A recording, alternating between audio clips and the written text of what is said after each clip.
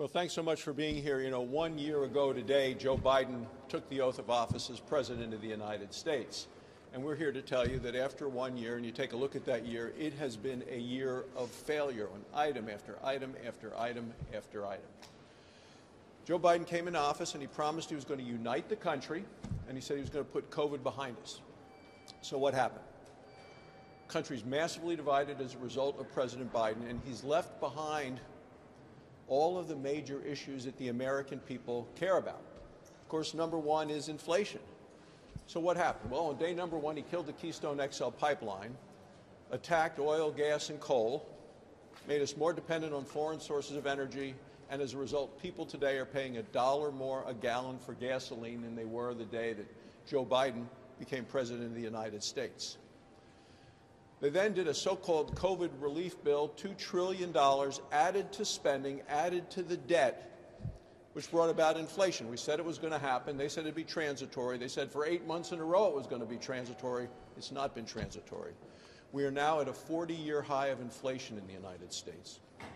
People are paying more for gas, for goods, for groceries, and a result that they've had to change the way they shop, the way they eat, the way they drive. This has impacted people.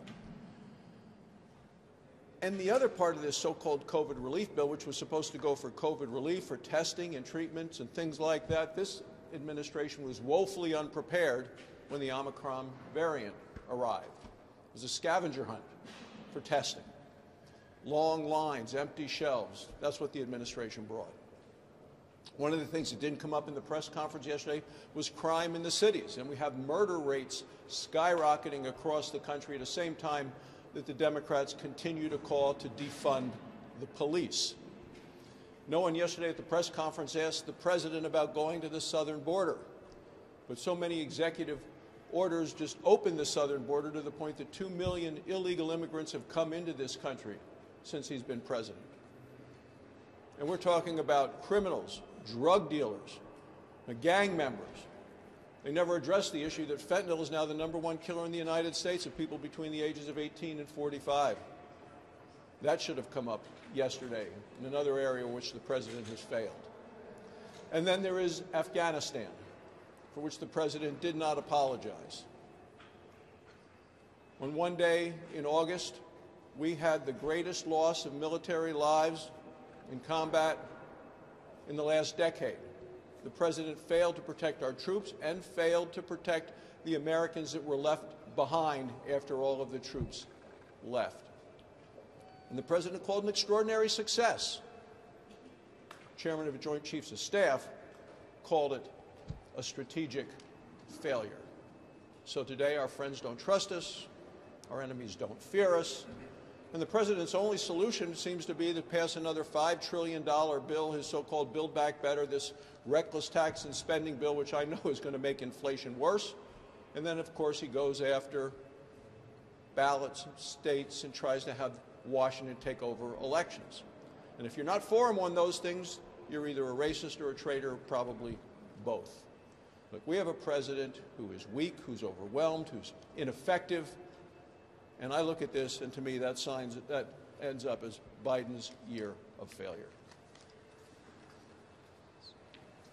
Well, and you don't have to believe us. Look at what the American people are saying. The polls have made it abundantly clear that they, too, people think this president has failed. And many of you are saying that, reporting that, because if you look at the false expectations that they set and how they've measured up, you can't say that this is anything but a colossal failure in this first year of this administration. It has been a very tough year for the president. And honestly, I think a lot of that has to do with the fact that he's listening to people around him on his far left. As Senator Barrasso said, he came in here, he was going to be a uniter, and his policies, his rhetoric have been incredibly divisive. And what we're seeing as a result of that is further division in the country and further tumult, if you will, when it comes to the economy. The inflation is at a 40-year high. A lot of that has to do with supply chain issues that could have been solved if the president had been willing to take on some of his entrenched special interests. A lot of it has to do with, as Senator Barrasso pointed out, the energy crisis in this country. I mean, think about it. I was coming back from my hometown on Saturday, and my brother was driving, and we saw a sign for gasoline that was $2.99 a gallon. We're like, we got to stop and fuel this baby up. He drives a Suburban because we hadn't seen gas that low in a while. But generally speaking, if you look at where gasoline prices are this year relative to last year, you've seen a massive run-up in fuel prices, which affects every American's pocketbook. And when inflation is at 7%, think about that. That is a de facto pay cut. This is a Biden pay cut for every American family, because that's the impact that inflation has. And that inflation was created and fueled by this incredible spending spree that the Democrats have been on. The $2 trillion they spent earlier this year, the $5 trillion more that they want to spend, are all things that would do great harm to the economy, coupled with the tax increases that they want to add to that, and the $3 trillion in deficit spending. They would add $3 trillion in the debt if they get their way with this $5 trillion spending spree. The border is a wreck. We all know that. The Afghanistan withdrawal was truly a disaster, which did severely harm, I think, the confidence that our allies around the world have in us, and certainly didn't do anything but tempt our adversaries. And you can see the evidence of that with what's happening in Ukraine right now. So pretty much on every level, you can go right down the list. This administration has been a failure. And I believe the only way they can fix and cure that is to quit listening to the far left, to get away from the radical agenda that is driving their decision-making process, and come to the middle and decide to work in a bipartisan way, constructive way with Republicans on issues that really are of great importance to the American people. Like jobs, like the economy, like inflation, like safe communities, like strong borders, and like a strong national security posture that keeps Americans safe, not only here at home, but our interests around the world. And so those are the things that I think that this president should be focused on. But obviously, if you look at the list and the evidence, it's pretty clear. It has been a very, very tough year for this administration, and one they're going to have to pivot to very quickly if they want to see any improvement, not only in his poll numbers, but in the progress and work that we ought to be getting done for the American people.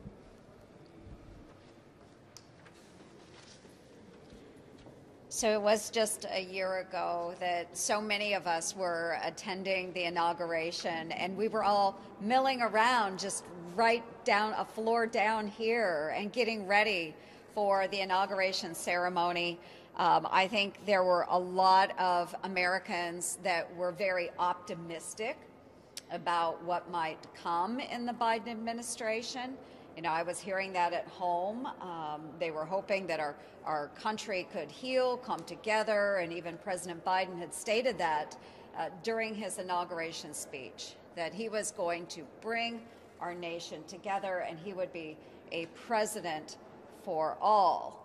Unfortunately, what we have seen over the course of the past year has let not just Republicans down, because they were very skeptical of the Biden administration, but he's let Democrats down as well.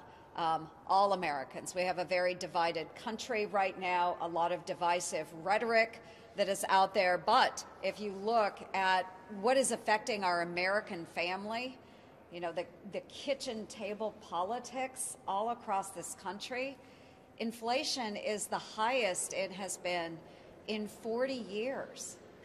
You know, for those of us that live in rural areas, our neighbors have to drive quite a ways to get to their place of employment. Gas prices mean something to those families. Groceries, if you go to the local grocery store, the costs are up significantly for those families. Our heating prices across Iowa right now, as winter is hitting us, they have skyrocketed. You know, families are making really tough decisions right now. The supply chain is broken. Over the weekend, I had folks in Red Oak telling me they've been working on a home improvement project, but so much of everything they need is on back order. So it's extending much, much longer than they had anticipated. And the costs of those goods have gone up significantly. Illegal border crossings are out of control. And there is no solution coming from this administration. I want to touch on Afghanistan, as some of our our colleagues have done. Iowans are still thinking about Afghanistan. One of the young men that was killed in those final days grew up in my home community in Red Oak, Iowa. I personally know his family. They have not forgotten, and we should not forget either. It was a really horrible situation, and it left not only these families hurting, but so many veterans that are concerned about whether their efforts were worth it in the global war on terrorism. We can't forget. Our adversaries, if you just look at Russia and what's going on in Ukraine, adversaries are emboldened. China, as they're pushing up against Taiwan. I mean, I can't think of one area across the United States, whether it's the economy, our foreign affairs, what has not been touched as a failure by this administration. And folks, it's only been a year. And Iowans are really concerned about the next 3 years and what it is going to bring if President Biden doesn't pivot away from the radical left's agenda. We can't take much more of this, folks. My folks back home are upset. And I really hope that President Biden does the right thing and starts focusing on the issues that matter to all Americans and not just the radical agenda of the left. So this last year has just been complete failed leadership. So think about it from a family. First, your gas prices are up $1.50. I mean, that impacts everybody. I grew up in a poor family. I watched my mom have to struggle. Do I put food on the table or put gas in the car? That's going on all across the country. Look at food prices. I met with some companies this last week, and their food prices, some of them have tripled. Then if you go to grocery stores in Florida, you have empty shelves. There's things you can't get now. And you look at the Biden administration. I have a grandson that this summer got in trouble, and he was saying, "Grandpa, I didn't do anything. I didn't do nothing." That's the Biden administration. There's nothing they do about anything. I mean, you saw the problems with the ships out the port of Long Beach. Where's the Biden administration? Nothing happened. Did they solve any regulations? Did they change anything? Did they show up? They don't show up to anything. They don't do anything. You look at our military. If you look at a mom that has her son or daughter in the military, you need to look at the Biden administration. You think they're going to take care of them? If you're an American overseas, do you think Biden administration is going to take care of you? He lied. He said he's not going to let any Americans be left in Afghanistan. There's still Americans there. And they hide the ball. They won't tell us how many people came back from Afghanistan, how many Americans, how many people with special visas. They don't want the Americans to know. They don't trust Americans. They have the facts. Then you look at Ukraine. Yesterday he said it was okay if there was a minor incursion. Well, we have to think about that. What's a minor incursion? 1,000 people died, 2,000 people died, 5,000 people died. That's a minor incursion? I mean, Biden is just, you look at him and you say, this guy has no ability to lead this country. And then you look at what we went through yesterday with the filibuster. The Democrats have decided they don't trust democracy. They're the anti-democracy party. They don't believe the American people can make good decisions. Chuck Schumer said it. He said, look, if we don't pass a bill like this that change the election laws, have a federalized election, Democrats can't win. So Biden needs to pivot. He's got to get away from representing the radical left. He's got to think of, how do I help the average American? What's the average American want? They don't want their gas prices up. They want food prices down. They want to be able to live. They don't want woke agenda at their schools. They don't want high crime. So he's got to start focusing on the things that help Americans. Well, there are many things not to like about the Biden administration's policies in the first year, but I think the most egregious, the most misguided, the most self-destructive have been this administration's energy policies. Now, it's important to remember what the Biden administration inherited with regard to energy policies.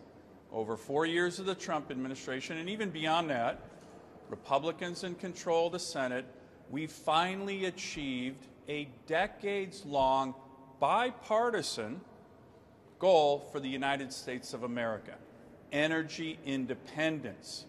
We were producing more oil than Saudi Arabia. We were producing more natural gas than Russia.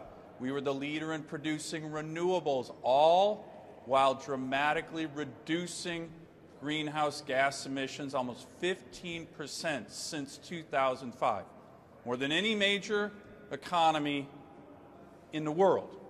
That's what President Biden inherited. Winston Churchill once said, "To build may have to be the slow and laborious task of years.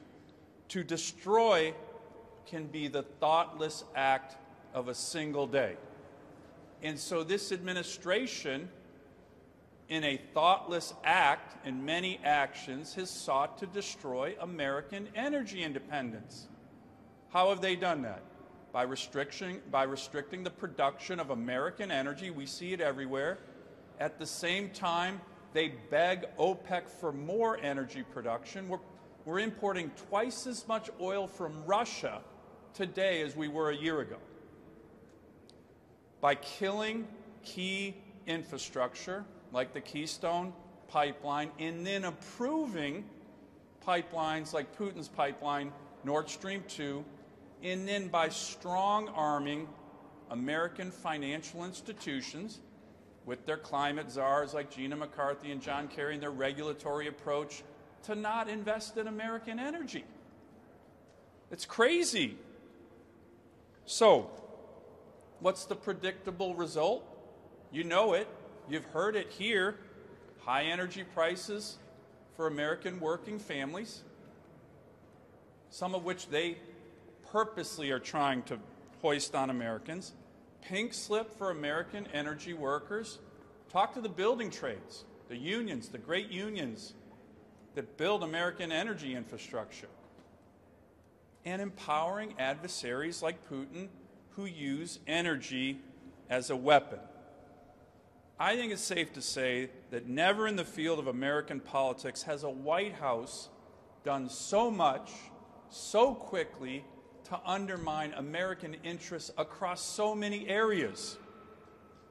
All for what? Zero benefit for the environment. We have the highest standards in the world on energy production. Come to my state, the great state of Alaska. It's simply to placate the far left, a theme you're hearing it time and time again.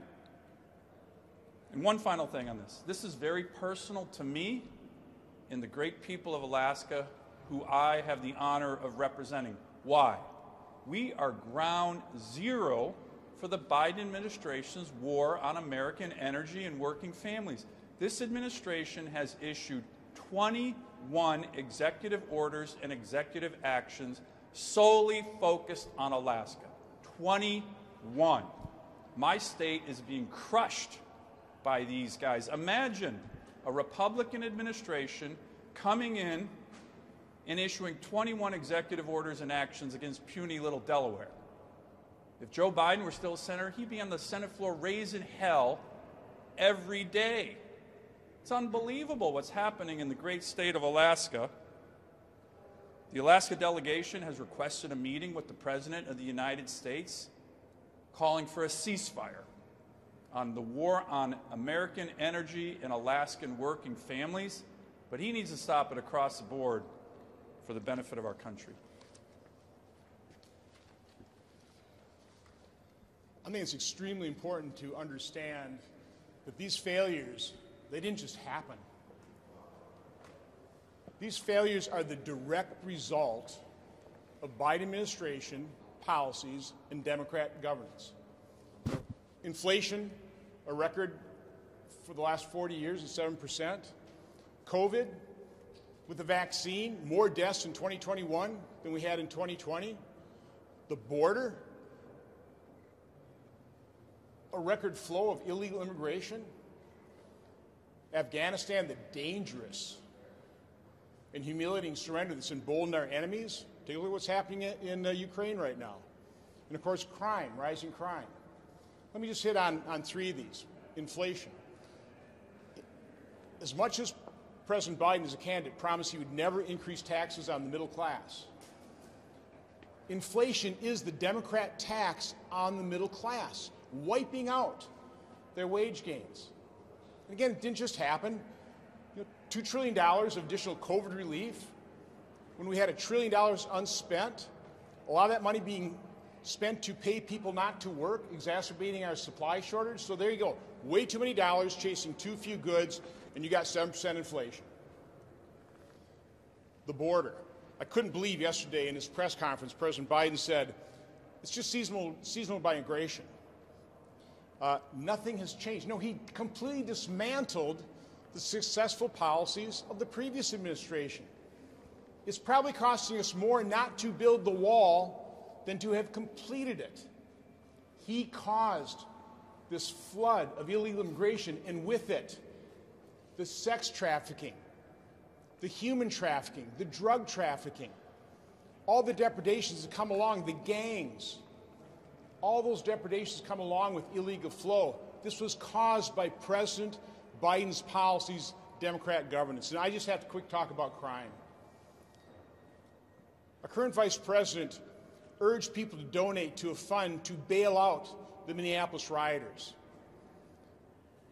Well, in Wisconsin, we saw the result of that no bail, low bail policy of Democrat governance, particularly in Milwaukee, where they let out the murderer that turned a Christmas parade in Waukesha, Wisconsin into a slaughter. 6 innocents killed, more than 60 people injured because somebody was let out on bail, $1,000 bail, after he just run over the mother of his child shortly before that. So these policies have real consequences, and the American people are noticing it. Now, Congress's job is oversight. We should be able to get information to deliver it to the American public. But this is what this administration is doing in terms of oversight. You request information, it takes months, if not years, to get it, and then this is what we get. Redacted documents that tell us nothing. So my final point is another comment that President Biden made. He said that he believes his administration was exceeding expectations. What alternate reality is he living in? All I can say is here on planet Earth, his administration, his policies have been a miserable failure. I guess the only expectations he's exceeded is I don't think anybody expected Democrat governance in the Biden administration policies to be this disastrous. Two very quick questions. You mentioned Afghanistan. We still have Americans over in Afghanistan. Do you think the Biden administration is doing enough to get those Americans back out of Afghanistan? We've all been critical of the Biden administration not doing enough to get them out there, giving us numbers, giving us names, who is there, what can we do to help. All of us have worked, trying to work through the State Department to get them out. Remember, the president said he would leave no one behind. The troops wouldn't come out until all the civilians were out. That just did not happen. It was another one of President Biden misleading the country, which is why his role in Afghanistan, 62% of the Americans really do not approve of what he did there. Second question, just very quickly. Now that voting reform has gone away, we still have to fund the government. Do you think that Democrats should be focusing on funding the government and keeping people, the government, employed?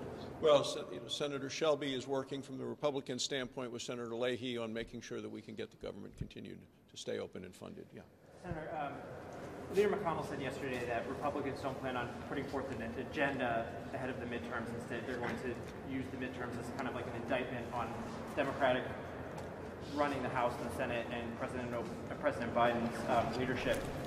Is there any risk in not providing an agenda going into the midterms? Two of you are running for re-election, or just decided that you're going to run for re-election. Is there any risk in not having an agenda when you're running? I'd love to answer. The agenda is pretty simple. We know it works. It worked under the last administration. We stopped adding to the regulatory burden. This administration is putting the regulatory agencies into hyperdrive. And you make sure you maintain a reasonable and a competitive tax system. And you then respect the American public to do what they do a great job of. They innovate, they create, they dream, and they aspire with the freedom that our government should be protecting, but that is right now being frittered away. So again, I think the Republican agenda is quite clear. We don't have to specify everything, but we're for letting the American people live their lives with the less amount of government interference as possible, but lower regulation, a competitive tax system, and let Americans be Americans and make this country great. Well, I would just say very quickly, someone who's running, I speak for myself, not necessarily for the conference on this, but it is going to be a referendum on this administration's policies. I think that's what midterm elections typically are. But with respect to what I think we ought to be talking about, I think it's the things I mentioned. It's the economy. It's the high cost of everything right now, which has been exacerbated, complicated by a lot of wasteful spending. So stop the wasteful spending. I would make the 2017 tax cuts permanent to make sure that there's predictability, stability out there when it comes to people who are deciding about where to invest money and create jobs and better wages for people in this country. I would have an energy policy that doesn't obsess with electric vehicles and actually focuses on American energy independence instead of having to go hat in hand to the Saudis or the Middle East or someplace to get energy which we can produce in this country, and we know it until it would have been shut down by this administration. I would get trade promotion authority going up here and pass so that we can isolate China in the Asian Pacific when it comes to trading and develop some of our allies in the region. And I would do something in the area of big tech. I mean, we have several bipartisan bills that create greater accountability, greater transparency on some of those issues. And of course, that kind of harkens back to my days as chairman of the Senate Commerce Committee. But I think there are a whole range of things that Republicans can be proactive about. And yes, opposed to this administration and this Democrat majority's policies here, which have been disastrous, but also talk about those things that the Republicans would do that would help improve and provide a brighter and safer and more prosperous future for the American people. And a lot of that is focusing on all the things that have been mentioned today. I'll just add to that very quickly what John said, which is stopping what they're doing and then, yes, providing an alternative. And we've done that. Let me give you one specific area where we've done that. On defense. The President put forward a budget to cut defense spending. It was supported by Schumer, Pelosi, the budget chairman Bernie Sanders, and we collectively came together and said, no, that's not what the American people want, that's not what the American people need, and that was a huge rebuke. Passage of the NDAA by big bipartisan majorities was a direct rebuke to the Biden administration's vision for defense. And by the way, the leadership in the halls of Congress on the Democratic side. If you looked at what the House put forward in their NDAA and what we put forward in ours and what came out, we rejected almost all the far left craziness that they put in their defense bill. So stop their far left focus and put forward what the American people want, which on this one was strong defense, and we did that. And then I would just say on energy, stop that madness, as I just mentioned, and a number of us have put forward a very detailed plan that builds on the positive aspects of American energy independence. It's a no-brainer. That's been a bipartisan goal of American policy for decades, and they just have sought to destroy it with no real reason. So I think those are two areas. We're doing it already. Can I just ask you, as a Foreign Relations Committee member, I know the President said yesterday, he spoke of a minor incursion as possible by President Putin into Ukraine. They're doing a little bit of cleanup on that now. But just if it's possible to set that aside, what is in reality possible in terms of bipartisan response to this threat by Russia and Ukraine? Is a sanctions bill possible? Are you talking to Chairman Menendez? Yeah, Senator Risch and Senator Menendez are talking together. You know, you take a look at what Democrats voted for not that long ago, which were the sanctions against Nord Stream 2, stopping the Nord Stream 2 pipeline. You take a look at what Tony Blinken said in his confirmation hearings in the United States Senate, opposing the Nord Stream 2 pipelines. And then Joe Biden, I mean, you talk about the hypocrisy. He comes up here then to get Democrats to filibuster. He wants to get rid of the filibuster, but use the filibuster to block what Ted Cruz and I and a number of us have proposed, which is bipartisan, but didn't get the 60 votes on blocking the Nord Stream 2 pipeline at a point, as Senator Sullivan said, killed the Keystone XL pipeline, but allows the Nord Stream 2 pipeline to go on. Now, Senator Menendez's bill says they got to stop the Nord Stream 2 pipeline only after an invasion occurs. And I think, look, that's not a deterrent. That's kind of a punishment for bad behavior. We need to stop it now to deter Russia from going further. John, can I just add? Sure. I think one other area of bipartisan agreement that I've been talking to a number of senators on is getting the Ukrainians more weapon systems. Not just the Javelin, but anti-ship systems, anti-aircraft systems. And I think there's a number of us who are very interested in that on both sides of the aisle, trying to push the State Department to get on that much more quickly. But that's an area, in addition to sanctions, working with our NATO allies. You probably saw a number of our NATO allies are actually trying to get shipments of these kind of weapons to the Ukrainians. But that's another area that can happen quickly, and a number of us are pressing the State Department in particular to approve that much more rapidly. If you can just characterize how real the momentum is among Republicans to work with Democrats to pass or reform the Electoral Count Act, and if that momentum is real, if there's an effort to do that, is that sort of an acknowledgement that there were at least some people in the party that either tried to get around or abuse that law? Well, there's a bipartisan group working on that. Mitt Romney's part of it. Susan Collins, I think Joe Manchin is part of it. And you can talk with them. I think they're going to have a meeting next week on that specific thing, and it is bipartisan. Yeah. Okay, thanks. We've heard criticism of the Biden administration's COVID policies. With the current Omicron wave, there's higher deaths and hospitalizations for the unvaccinated. How do you respond to Democrats who say Republicans are to blame for fighting the Biden administration's test or vaccine mandates, whose goal was to get more Americans vaccinated?